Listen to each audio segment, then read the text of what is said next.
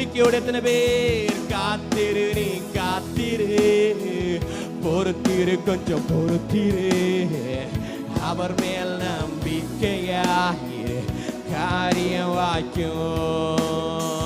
நீதிமான் ஒருபோதும் வெட்கமடைவதில்லை, கர்த்தர் தமது கரத்தினால் அவனை தாங்குவார்.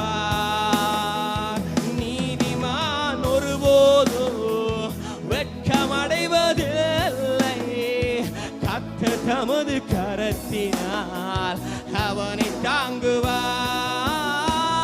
நன்மை செய்ய ஒரு